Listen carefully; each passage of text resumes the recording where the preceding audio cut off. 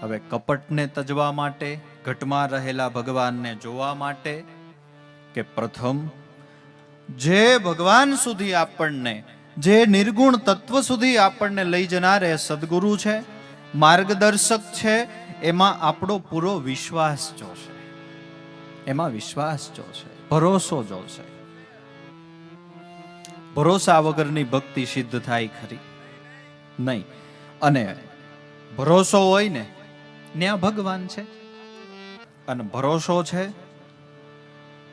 તો અણુએ અણુ અને પરમાણુએ પરમાણુમાં છે. કબીર સાહેબે ગાયું કે ભગવાનનું ઠેકાણું ક્યાં? કે મેં રહેતા હું વિશ્વાસ મેં. જ્યાં વિશ્વાસ બાંધો, જ્યાં ભરોસો છે તો તર પખડે મારો નાથ છે. ભરોસો નથી તો એને ક્યાંય નથી. જેને ભરોસા રાખ્યા એના માટે ભગવાન ગમે ત્યાં પ્રગટ થયા છે. એવા ઇતિહાસના પાનાઓ પર દાખલાઓ છે. આણંદપર ગામની એક જમનાબેન નામની દીકરી બચપણથી શિવની આરાધના કરે, શિવ ઉપાસક. અને એવો એનો વ્રત, એવો એનો નિયમ કે બપોરા કરે તો પેલા શિવાલયે એને દર્શન કરવા જવું પડે. શિવાલયે દર્શન કર્યા પછી એ બપોરે જમે. એમાં એનું લગ્ન થયું. આપણી પરંપરા પ્રમાણે આણું તેડવા જાય. એ વખતે તો વાહનની કોઈ સગવડ નહીં. આ કોઈ દ્રષ્ટાંતિક પ્રસંગ નથી, વાસ્તવિક ઘટના છે. એ વખતે તો કોઈ વાહનની સગવડ નહીં. એટલે એમના સસરા એ વહુને એટલે આ દીકરીને આણું તેડવા ગયા. એટલે રોકાણા, જમાડ્યા, જુઠાડ્યા. પછી દીકરીની જે માતા હતી ને એને સસરાને કીધું કે જો આ અમારી દીકરી છે, તમારા ઘરનું બધું જ કામ કરશે, ટાઈમે જાગી જશે, જે કામ કહેશો એ કરશે, જે ચીંધશો એ કરશે, પણ એનું એક વ્રત છે, એ તમે પાળજો કે બપોરા કરશે ને તો એ ભગવાનના દર્શન કરીને જમશે. બસ ખાલી એટલું જ, બાકી તમે જે કહેશો એ કરશે. હવે ઈ સસરાને ગમ્યું નહીં, કારણ કે ભક્તિ કરે એ તો કોઈકને જ ગમે ને, કોઈકને જ ગમે. એટલે સંતો શિખામણ આપે કે આપણે સંબંધ કરીએ ને તો ઘણી વખત શું કરીએ છીએ આપણે કે સંસ્કારને પરણતા નથી, પૈસાને પરણીએ છીએ. પણ સુખ પૈસા ન આપે, સંસ્કાર આપે.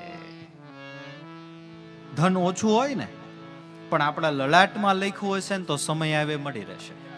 પણ સંસ્કાર નહીં હોય ને પૈસા હશે ને તો એ કદાચ હશે તોય ઉડી જશે, હશે તોય ઉડી જશે. એટલે સંબંધ કરીએ ને બેનો દીકરીઓના, બહુ પૈસા જોઈને નહીં, સંસ્કાર જોઈને કરવા. સંસ્કાર સુખ આપે, પૈસો સુખ નથી આપતો, એ આપણને સગવડતા આપે છે, સુખ નહીં, સુખ નહીં.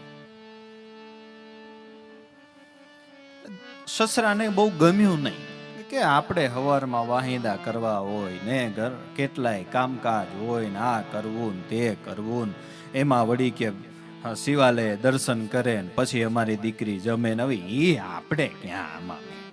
પણ છતાંય ત્યાં તો સારું જ બોલવું પડે. હા કે તો બહુ સારું કહેવાય, ભગવાનના દર્શન કરવાનો નિયમ ક્યાંથી ભાઈ?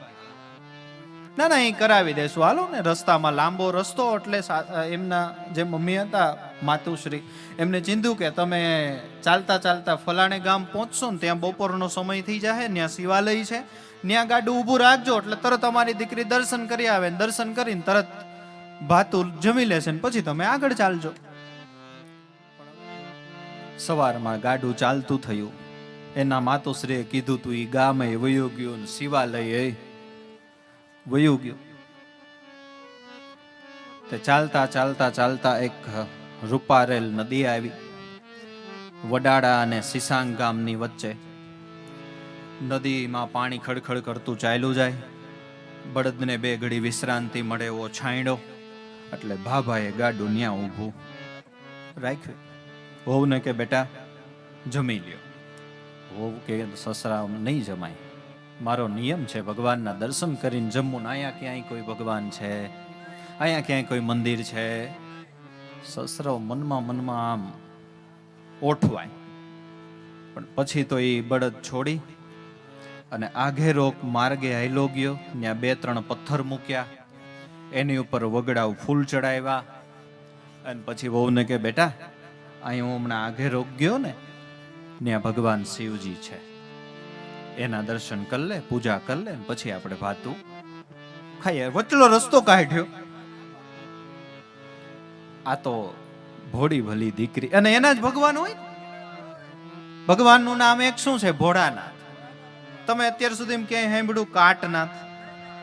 ઈ કાટનો નાથ જ નથી, ઈ ભોળાનો નાથ છે. મંદિરના ભગવાન માની.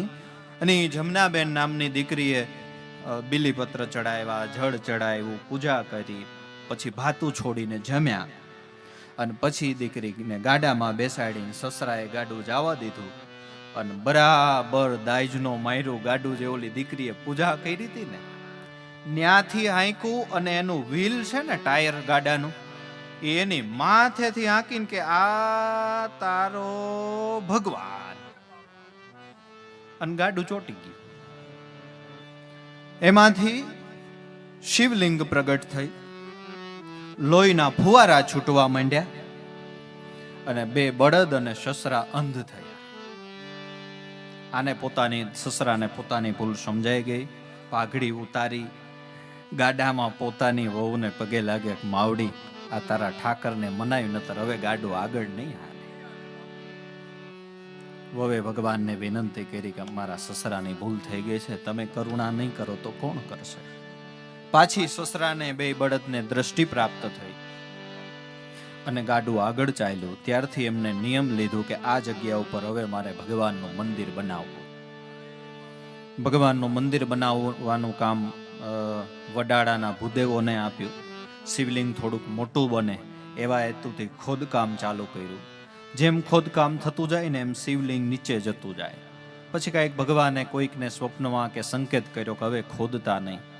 પછી ત્યાં મંદિર બન્યું. આજે પણ કાલાવડ શીતલાથી રાજકોટ જતા વડાળાના પાટિયેથી 5 કિલોમીટર મંદિર છે.